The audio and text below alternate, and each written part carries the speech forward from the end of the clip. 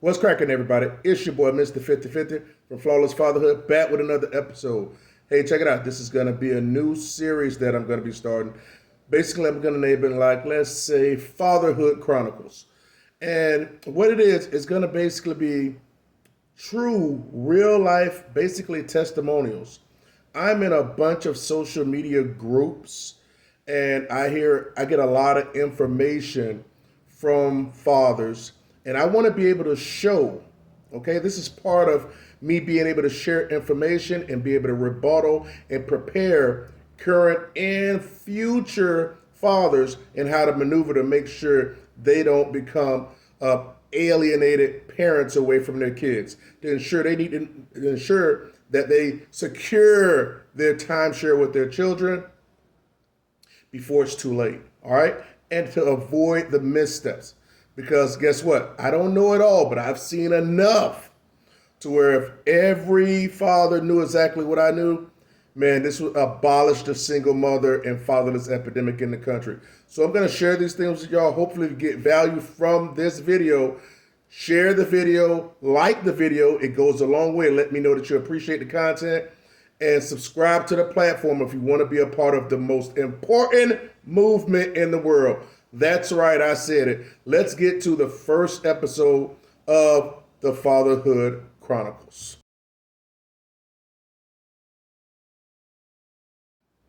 So, like I stated, I'm in numerous social media groups. So I won't name the group, and I'm gonna actually, use some discretion when it comes to the names, because some public groups and stuff that I'm a part of. But listen, I want to share this, so hopefully I can shed some light on it and really be able to shed some light on the problem and really what's going on out in there in the world. So you can know you're not alone, and also you can know, hey, I don't want to be in this particular situation.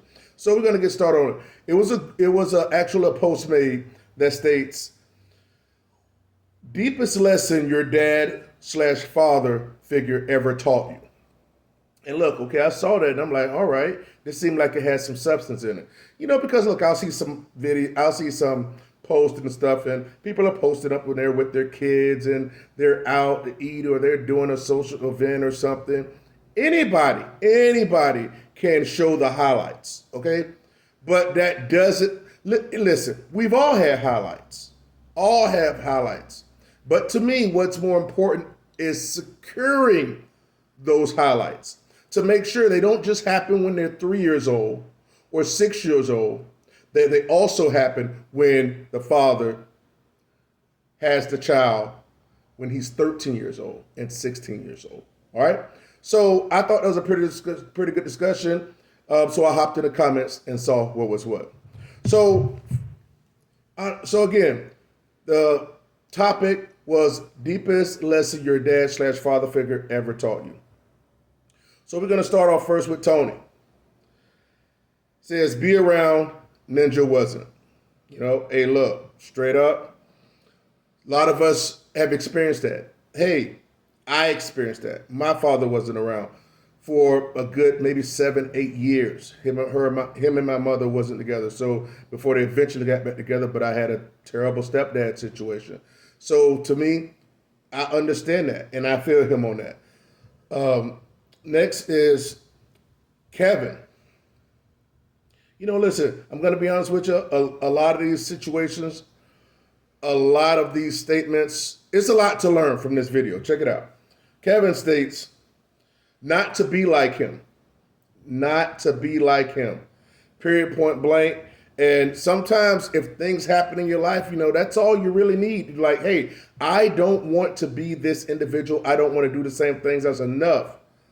And that goes as far as to say, hey, I'm going to throw a little wrench in their home real quick. I'm going to be like, hey, what if your father was there?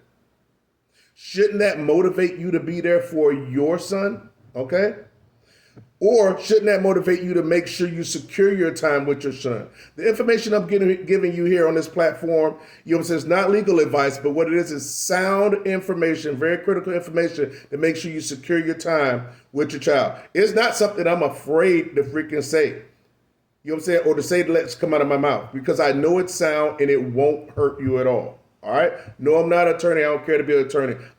What I have up here in this brain housing group and what I've experienced is way more important, more vital than any attorney is going to tell you. Attorney's not going to tell you this because if men knew what I know, that it would abolish attorney fees and all that type of stuff. Would abolish it straight up. All right, enough about me. Let's get to it. So Kevin said not to be like him. Next up is Marvin. We're going to do Marvin, and we're going to do two together. Marvin says, unfortunately, nothing. Tony says, indirectly, being involved in present father, something he wasn't. All right? You know, I can attest to that. I'm getting honest with you. I've said this before. I've learned things from my father and my parents in general. All right, both, and how how I was able to be raised and how I became the man I became because I learned from them. May it be the type of father I became to my sons, or the type of person I became in relationships and learning what I was going to deal with and not deal with. So that indirectly being involved in present father, something he wasn't. That indirectly part, I definitely feel him on that. All right, next up is Adam. Adam says, not to leave your kids without a father because he wasn't a presence I knew as a kid what kind of father I was going to be with him. Him and I are cool now, though. All right? So, basically, he was left without a father, right?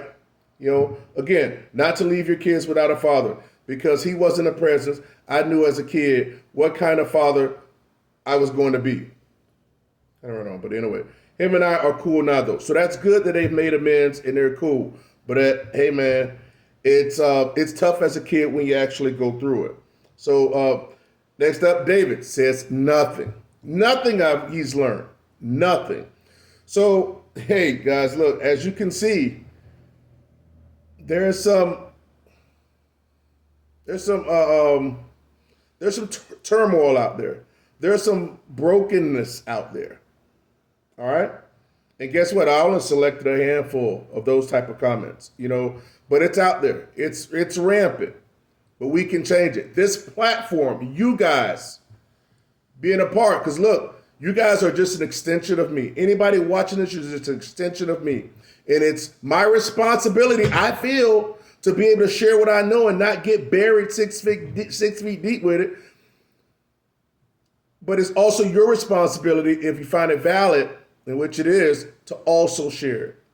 Share. That's how it works. Giving back. When you give back, it comes back to you. I know I feel whole at the end of the day, especially after a video or after a conversation when I've spoken to someone. Man, you know how much counseling I do. In person, people I know. But I'm proud of being able to go through something and be able to share it. So, as you can see, there's a lot of brokenness out there, but hey, that can change. Next up, we're going to go to Ernest. Ernest says, so much trauma in this group. And yeah, as I just spoke on that, trauma. There's a lot of trauma in this group. But a lot of good things too, but it's a lot of trauma, and men are able to speak amongst each other because it's a man's group, a particular father's group. And he also said what he learned was be kind. All right, well, if that's what your dad taught you, cool, or whatever. But, that's important. But, people can walk over kind people, but it is actually a good thing, positive trait to be kind. Justin, don't do drugs. Don't do drugs. Having an addict as a father will teach you a lesson without teaching you a lesson. That is powerful. That is powerful. My stepdad was on drugs. He was on drugs. So I can understand that. I'm not gonna say to what degree. Like I said, I went through a lot of stuff. Even as much as I feel like I went through damn near enough everything outside of how can I word this? And I want to get abuse when it comes. How can I put this? Sexual abuse. I didn't know me and my brother didn't have that happen. So very thankful for that. But yeah, don't do drugs. That's critical. Good information, Justin. Next up is Terrence. Terrence says, rule number 1, never let emotion affect your better judgment. Rule number 2, if something is too good to be true, it is. We've all heard that before, right? If it sounds too good to be true, it usually is. And guess what? That's those are words to really live by. So you got to be careful about that as well. And that's a very good thing that his dad actually taught him. Next up is D. Let's go to D. D says, time is the only thing you can't get back. Money comes and goes, but time with your children is irreplaceable, and do not squander it for moments of glory / the streets. Man, let me tell you, he is preaching on this one. Far too often, when breakups happen, the fathers feel like, oh, this is a green light where I can get out to the streets, I can hit my freedom and all this type of stuff. That mindset has to go. That's the same thing everybody else been doing. It don't work that way. We should really pause that mindset. Not just pause it, basically, but just totally get rid of it. Stop it, delete it. We got to get rid of that mindset. All right? So, ain't nothing in the streets. Not for the guys, not for the girls, man. Streets are the streets, man. So, next up, let's go to, we had Adam in here. We're going to go back to Adam.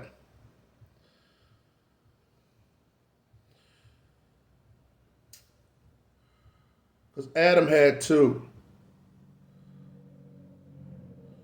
Well, we just hit Adam. Sorry about that. My apologies. So let's go to Marcus.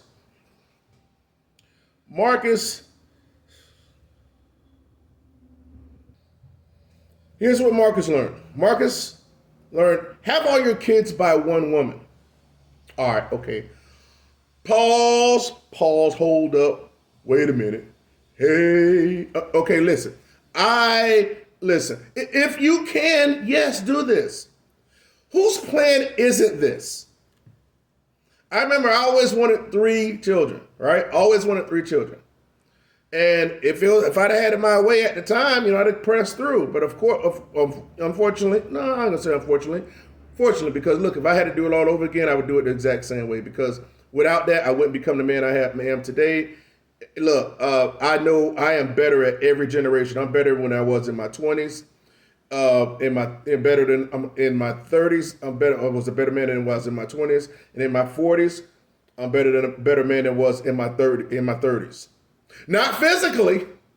Your boy need to trim up. But mentally, spiritually, miles ahead. All right? And trust me, it was worth it. The trip was worth it. So, Marcus, having all your kids by one woman, that's a good thing for him to say, but that's not the reality in most cases. But, hey, it was a good thing. It was a nice PowerPoint which he should teach you.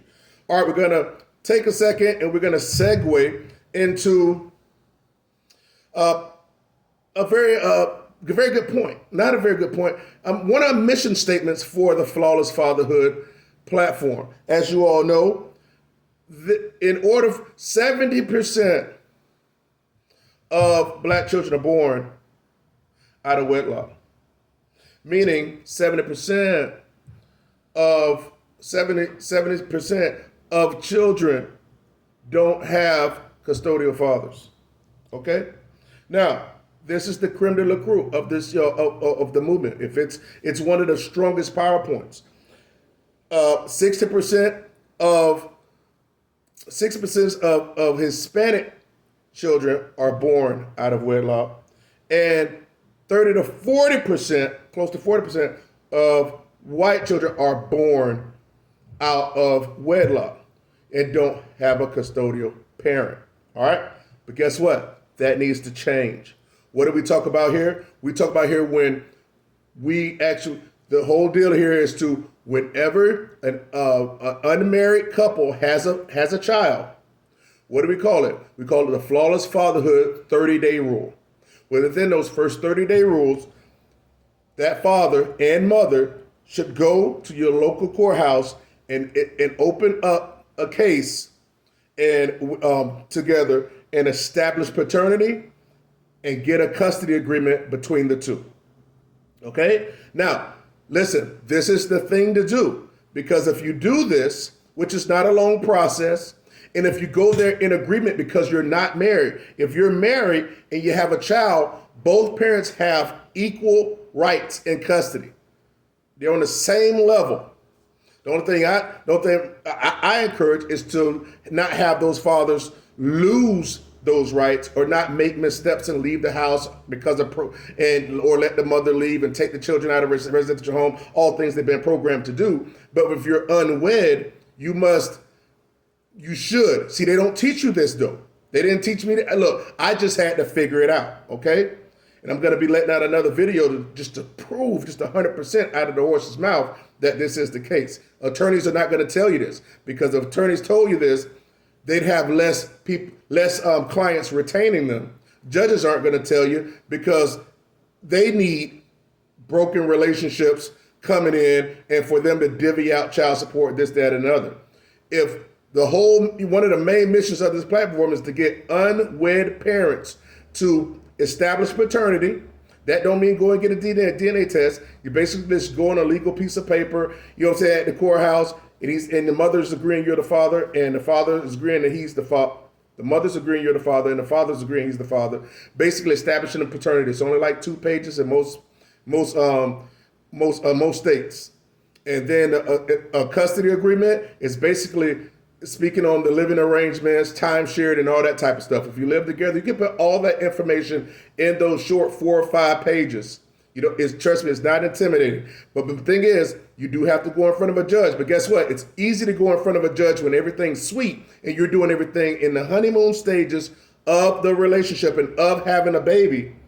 Most times, when everything's sweet and you envision staying together forever, you get that custody order, so then both of you are on the same page. Then, if you happen to break up, the relationship happens to end, that unwed relationship, then guess what? That mother and that father really don't have the right to be taking the child from the other parent. You're both there on the same page. You don't have to go to court and ask and plead for custody.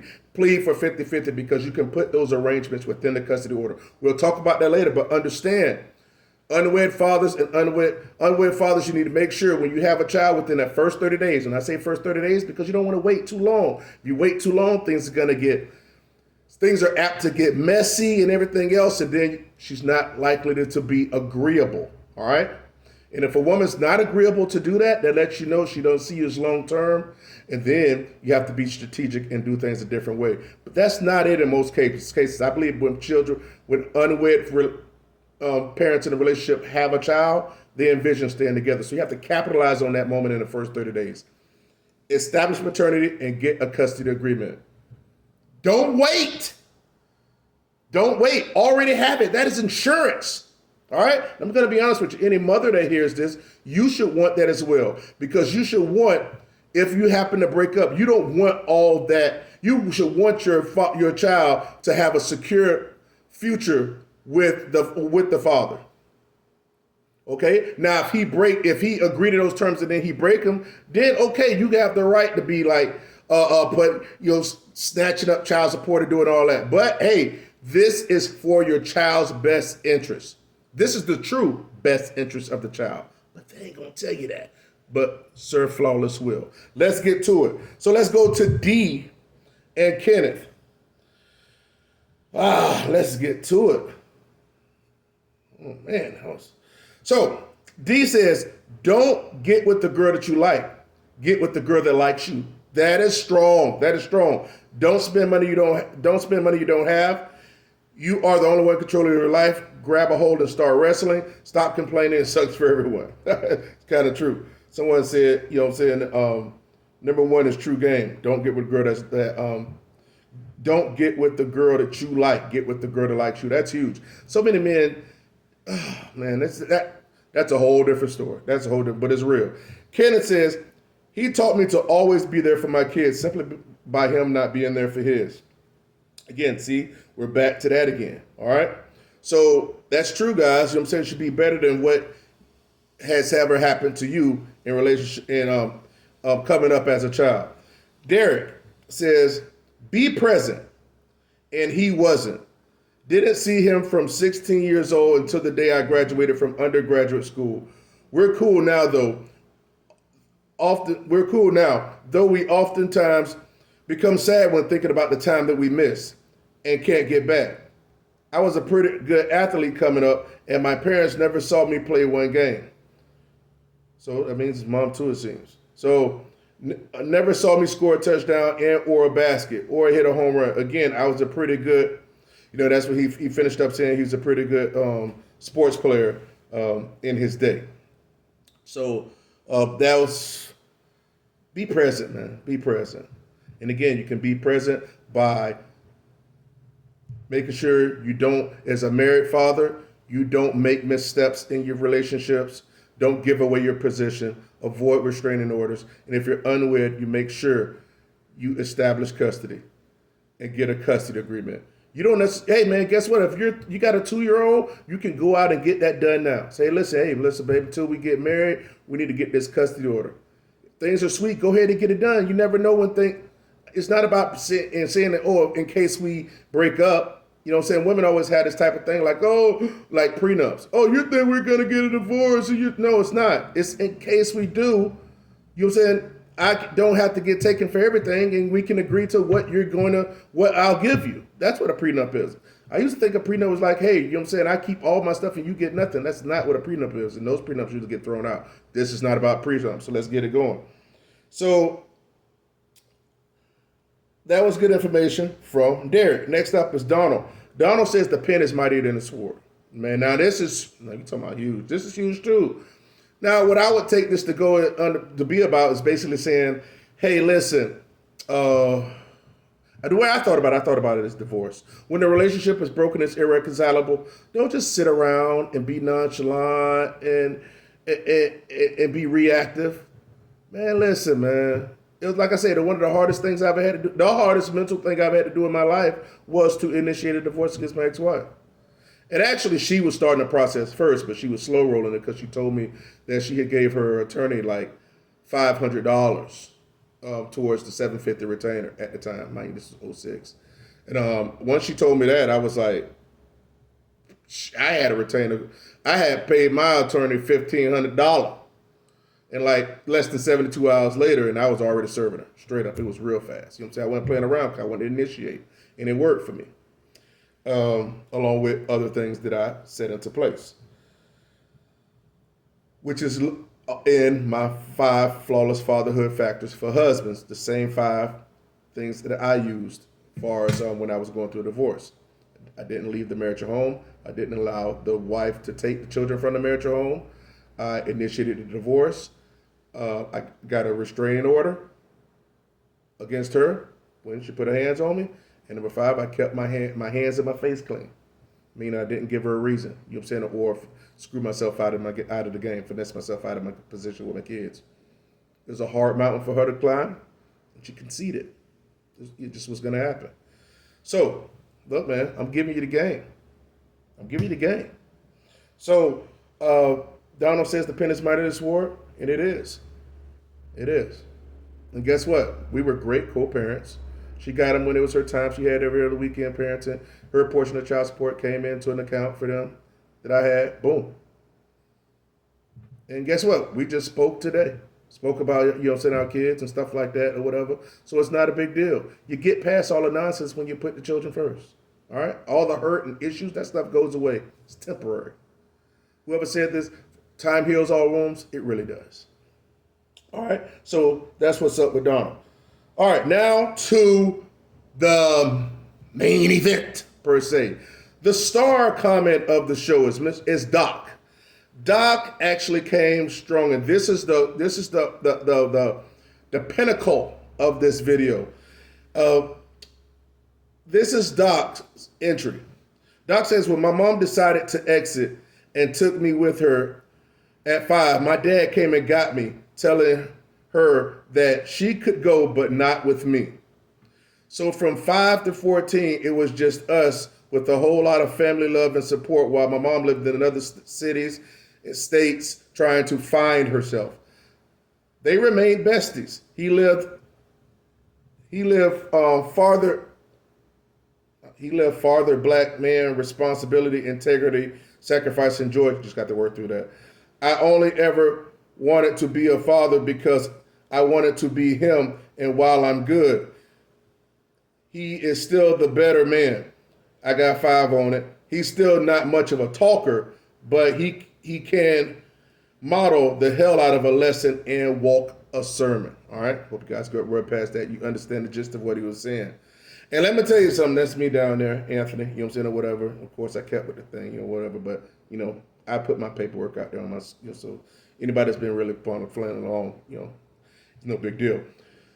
I said, Doc, thank you for this. All right, now let me get to mine. This is what I rebutted for him totally. I said, Doc, thank you for this. This is the type of thing all men need to hear. What I'm speaking of is when your mom left your father and took you. He came to get you and told her she could go, but not with you. Target, on freaking point signs. This is exactly what I did when my relationship failed in my marriage. She took our sons and I went to get them and brought them home. We divorced years later and she had visitation with our sons until they graduated.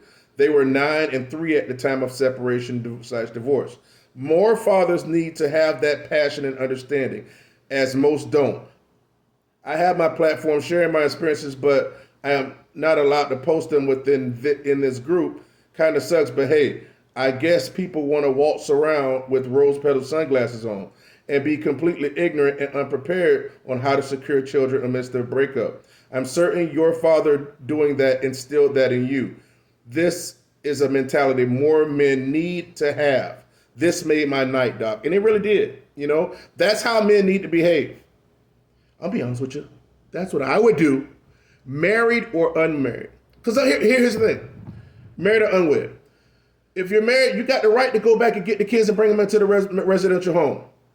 Don't just sit back and be like, oh, man, I can go run the streets. Because as soon as you let them establish residency somewhere else, you're basically giving away your rights. Now, as an unwed parent, here's the thing. If I was unwed, I would still do it. And I'm going to tell you why. This is what I would still do it. Because they were still my children, right? So when I did it, I didn't think, oh, it's my right because I'm married and we're in the custodial. I didn't even think about it. It's like I would have did it regardless.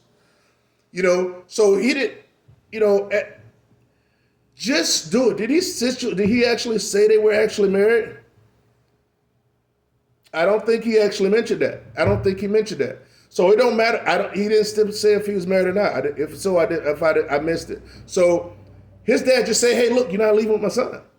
And more men need to have that mentality. Because let me tell you something. I believe if 100 women left unwed, I'm just saying unwed. Let's just say unwed, because I don't want to stick with the married. No, let's say 50 married mothers, 100 mothers, 50 married, 50 unwed. All right? Took the kids away from the house and left with them. And let's say if all 100 of those fathers went and attempted to get the kids and bring them back to home after they left, I truly believe that like 80%, a good 80%, probably 70 at the lowest, 70 to 80% of those mothers would not come get the child. I know somebody be like, oh, that's a lie. If it was me, I'd go get my child. You might, you know what I'm saying, or whatever. But let me tell you something, just like with guys, for whatever reason, but if women leave the home, when women leave you, they're not leaving to be alone. They're leaving for somebody else or they're leaving for a lifestyle. That's people in general, to be honest. And so if you go back and get the kid, hey, they're going to be like, hey, well, I left with them because they feel like that's their motherly thing to do. And they can always hang their hat on that, I believe. But if they're searching, if they're going for a man, trust me, they want availability for that man. Listen, I'm just keeping the stat with you. So, hey, if the child ain't there, the more available she can be for that particular guy or whatever she's trying to do, which is normally has something to do with the relationship or some other type of attention. All right? That's just human nature. All right? Majority of the time, men or women don't leave just to be by themselves. That takes a lot of strength. It takes a lot of strength. All right? I mean, when I left, when I went from this, I ain't had no bras. I had to cut them off. I had to cut them off because guess what? I wasn't perfect at some point in time. I had did things. We outgrew each other, and I had did things, and then she started doing things, and this, that. I ain't have nothing. I had cut them off a good long while ago, not just like at divorce. But my point was, when I got a divorce, I ain't have nobody. So I just threw all my energy into my sons. Then I started picking up a little something here and there to occupy my time. Cause don't get it twisted. Your boy has some personal time. You feel me? All right. So again, more men need to be these type of fathers. Be these type of fathers. Don't sit back and be just reactive. Go and get your children. Now, you got to be careful. Don't be causing no conflict. Don't get stupid. Don't be trying to take them out of her possession, like grabbing them from her arms. No, just go pick them up from school. Go pick them up from school, pick them up from daycare. I don't give a damn. Get off early. Bring them back home. She's going to think, oh, you can't take care of the kids. And guess what? You have to prove her wrong. And guess what? The longer she let him keep him in your possession, and she's out there doing her thing, or she go to another state and all this type of stuff, yeah. If you already don't have your rights on paper, you know what I'm saying, or whatever, guess what? Now you can say she's not there, and you can get established custody that way. Or if you already got custody established, or if you're married, I'd advise you to divorce it. You shouldn't be letting her come back in as she go out there and play in the streets anyway. Hey guys, if you got any value out of this video, remember, please press like, subscribe to the video, to the platform Flawless Fatherhood, where this is the most important mission, movement going. This is the most important movement in the world. I believe so. This shirt believes so. Yeah. All right. So I appreciate you guys. It's a passion of mine to do these videos. And I thank you guys for watching and being a part of the platform. You know, it takes unconventional thinking to get an unconventional result. You can't keep doing the same thing and expect a different result. That's the definition of insanity, right? We're not insane around here. We're not insane around here. We get things done. Flawless Fatherhood. I want you guys to get the same results I did. If I can secure my kids after a divorce, 10-year marriage and a divorce, and I can be the primary residential parent in Florida and have them 26, 27 days out of the month, you can do it too. If I can be unwed and have a child, and I can secure him 50-50 physical joint custody, physical timeshare, you can too. All right? Let's make it happen. Flawless Fatherhood. Remember to like, comment, subscribe, share the video. See you in the next video. Peace.